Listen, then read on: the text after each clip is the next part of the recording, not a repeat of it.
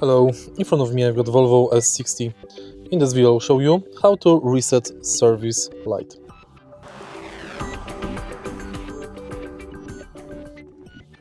In the beginning, if you've got start-stop system, insert the key fob here, quickly press start-stop engine, and now press and hold read button here and start-stop engine button here. Keep holding.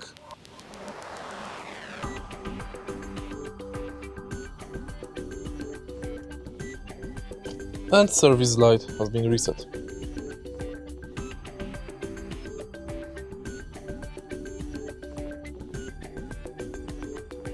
If you found this video helpful, please leave like, comment and subscribe.